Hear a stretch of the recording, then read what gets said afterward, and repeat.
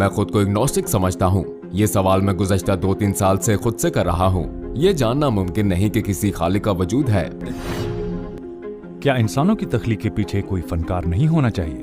मेरा नहीं ख्याल कि ऐसा है। अगर है तो इस्लाम ही क्यों? सन 1430 साल पहले लिखी किताब में लोहे का जिक्र क्यों किया गया? उन्होंने लोहे की तख्लीक पर तहकीक की।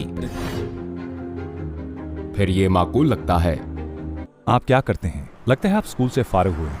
हाँ, मैं टिकटें खरीदने निकला हूँ, अब वापस जा रहा हूँ। आप क्या पढ़ते हैं? मैं जियोमेट्रिक इंजीनियरिंग के पहले साल में हूँ। बहुत अच्छे। मैं पूछना चाहता हूँ आपका अकीदा क्या है? मैं पूछने पर यही बताता हूँ कि मैं एग्नोस्टिक हूँ। और आप खुद को कब से इग्नोस्टिक कह रहे हैं? गुज़श्ता 2-3 सालों से।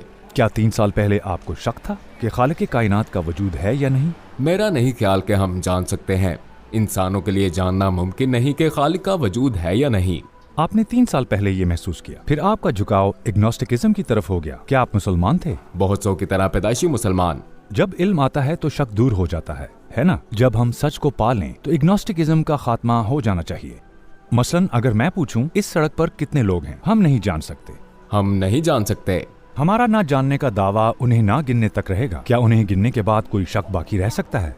कोई शक नहीं रहता। बिल्कुल, जब मालूमात हमारे पास हों तो फैसला किया जा सकता है। आप किसी एक या फिर दूसरी चीज का फैसला करेंगे। अगर हम खालिक कायनात के वजूद का सबूत दे दें तो हकायक जानने के बाद आप अपना ज़हन तब्दील करेंगे। अगर मैं आपका शक दूर कर दूं, मैं क्यों इनकार करूंगा?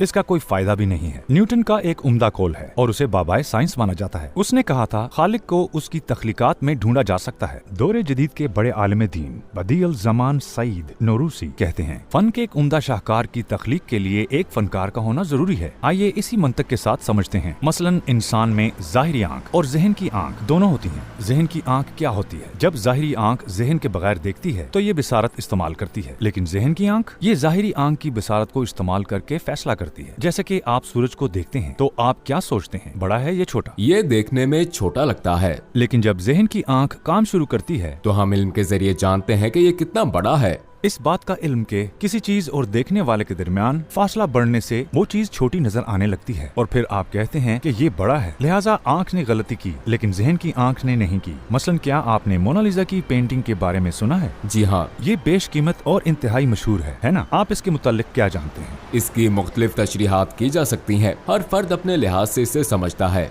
दिन ब दिन इसके बारे में नई मालूमात दरियाफ्त होती है। डाविंची ने बहुत से इम्तजाजी रंग इस्तेमाल किए थे, हत्ता के लोग रंगों के दरमियान तगय्युर को भी नहीं पहचान सकते। वो रंगों को नहीं जानते। हमें निहायत उम्दा इम्तजाज नजर आता है। लियोनार्डो डाविंची को ये काम मुकम्मल करने में 4 साल लगे। लोग कहते हैं कि ये अनमोल है। क्या आपने कभी इस पेंटिंग में मोनालिसा के जज्बात का मुआयना किया है? ये बताना मुश्किल है कि वो खुश है या उदास। फर्ज करें आप किसी वर्कशॉप में जाते हैं और वहाँ मोनालिसा की पेंटिंग है, वो आपके सामने है और इर्द गिर्द कोई नहीं है। आपकी आंख इसकी तशरीह यूं करती है, क्योंकि यहाँ कोई नहीं है लिहाजा ये खुद से बन गई है। अब देखते हैं कि दीवारों पर वही रंग हैं जो पेंटिंग में हैं। मेरी आंख मुझे बताती है कि हो सकता है यहाँ हवा चली हो जिसने रंग फैला दिया हो और पेंटिंग बन गई हो। ये तो डीज़म नजरिया लगता है। ये गैर माकूल बात होगी, है ना? लेकिन आपके ज़हन की आंख क्या कहती है? ये पेंटिंग किसने बनाई? बिल्कुल, अगर इतनी उम्दा नफीस पेंटिंग है, अगर इसमें एक तरतीब है तो इसके पीछे यकीनन हिकमत है और फिर इस हिकमत का हामिल यकीनन कोई शख्स भी होगा। अब मैं आपसे ये पूछना चाहता हूँ कि क्या मोनालिसा ज्यादा फनी सलाहियत रखती है या लियोनार्डो डाविंची? हम कह सकते हैं कि डाविंची ज्यादा शानदार है। यकीनन वो अपनी तख्लीक से ज्यादा फनी सलाहियत रखता है। आप इंसान के जिस्म को जानते हैं। इंसान के जिस्म में 60 के करीब अनासर हैं। अनासर की तरतीब इंतहाई हसास है। अगर मामूली तब्दीली भी वाक़ई हो जाए तो बीमारी आ जाती है ना? बिल्कुल। जिस्म में बहुत से अनासर हैं, जैसे कि आयरन और कॉपर। अगर कॉपर में कमी हो जाए तो सेहत के मसाइल पैदा हो जाएंगे, क्योंकि कॉपर खून को बैलेंस करता है। लिहाजा मैं ये कहूँगा कि अनासर को दुरुस्त मिकदार में यकजा किया गया और एक हैरत अंगेज इंसानी जिस्म तख्लीक पाया। ठीक है, हाँ, एक शाहकार तख्लीक हुई, लेकिन अगर खालिक मौजूद है तो। मेरी बात मुकम्मल हो जाए फिर आप इसे समझ सकते हैं। मैं आपसे एक चीज पूछता हूँ, फिर माइक्रोफोन आपके हवाले। हम मुत्तफिक हैं कि मोनालिसा के खुद से तख्लीक होने का कोई इम्कान नहीं, तो इंसानी जिस्म जो मुकम्मल तौर पर मुतवाजन 60 से ज्यादा अनासर का हामिल शाहकार है, इत्तफाकन कैसे तख्लीक हो सकता है? क्या ये इम्कान है कि इसका खालिक मौजूद नहीं? हम कह चुके हैं कि मोनालिसा को लाजमन किसी फनकार ने बनाया है, तो क्या इस बात का इम्कान है कि खुद लियोनार्डो डाविंची को किसी फनकार ने नहीं बनाया होगा? मेरे ख्याल में लियोनार्डो डा विंची का कोई भी खालिक हो सकता है, मगर हम यकीन से नहीं कह सकते। लेकिन हम इस पर तो यकीन रख सकते हैं कि क्या हो सकता है और क्या नहीं। जैसा कि हमने कहा, अगर ऐसा होता कि हवा रंग को बिखेर कर मोनालिसा तख्लीक कर देती, ये नहीं हो सकता था। तो फिर किसी ने इंसान को भी बनाया है। चले हम कहते हैं कि एक्स ने इसे बनाया, मसलन एक्स या वाई ने, लेकिन मैं इसे बनाने वाले की सिफात का पता लगा सकता हूँ। उसके पास लाजमन हिकमत है। अगर मोनालिसा की पेंटिंग जहानत के बगैर नहीं बन सकती तो इंसान इसके बगैर कैसे बन सकता है? और दर हकीकत यहाँ तो करोड़ों इंसान हैं, यानी करोड़ों शाहकार हैं। फिर क्या हम कह सकते हैं कि वो इल्म वाला है, ख्वाह वो जो भी हो? अगर कोई खालिक है तो हम कह सकते हैं कि वो इल्म वाला है। क्या सिफ्त को इस्म के बगैर बयान किया जा सकता है? मसलन मैंने कहा बहुत ज़हीन, तो किसी ने ध्यान नहीं दिया। आपको पूछना चाहिए कौन ज़हीन है। अगर मैं कहूँ कि फलां ज़हीन है तो मैंने ये सिफ्त किसी शख्स से मुंसलिक कर दी। ठीक है, हम इस सवाल का जवाब जरूर देंगे अगर हम ये मान लें कि कोई ज़हीन है, तो हम खुद ब खुद खालिक का वजूद मान लेते हैं। क्या ये मानना खुद ब खुद नहीं हो जाएगा? हाँ बिल्कुल। हम कौन सी दीगर सफ़ात को देख सकते हैं? अगर खालिक खुद जिंदा ना हो तो क्या जिंदगी तख्लीक हो सकती है? नहीं। तो फिर हमें कहना पड़ेगा सबसे अहम पहले जिंदगी, दूसरा हिकमत, तभी वो इतना माहिर फन है, तीसरा कुदरत। कुदरत क्या है? जो चाहना वो करना। ठीक है, तख्लीक करने या ना करने का फैसला। लिहाजा मैं देखता हूँ कि वो कुदरत रखता है। चौथा ताकत। ताकत क्या है? जोर, कुव्वत। हाँ, बताएं क्या कोई माजूर शख्स ये फन दिखा सकता है? ये मुश्किल होगा। अगर वो हरकत नहीं कर सकता तो तख्लीक नहीं कर सकता। लिहाजा मैं कहूँगा इसके पास ताकत, जिंदगी, कुदरत और हिकमत है। क्या हम खालिक की सिफात तलाश कर सकते हैं जिसे हमने एक्स या वाई कहा है? बिल्कुल। फिर हम कहेंगे कि कोई जात मौजूद है, चाहे हम इसे एक्स कहें या वाई। हम किसी जात का होना तस्लीम करते हैं। अगर कोई जात मौजूद है तो फिर इस्लाम ही क्यों? चलें इस पर बात करते हैं। एक मिसाल से समझते हैं। अगर आप किसी नुमाइश का आगाज करें तो मालूमात देने के लिए रहनुमा का होना जरूरी होगा, नायाब चीजों के बारे में, क्योंकि मंतक, हिकमत और इल्म को इसकी जरूरत होती है। यही माकूल बात है। हम कह सकते हैं कि खालिक ने एक अजीम नुमाइशगाह यानी इस कायनात का आगाज किया। सवाल पैदा होता है कि अगर आप एक छोटी सी जगह पर रहनुमा रखते हैं तो क्या ये हो सकता है कि इस अजीम नुमाइश का खालिक कोई रहनुमा ना भेजे? नहीं, ऐसा नहीं होगा।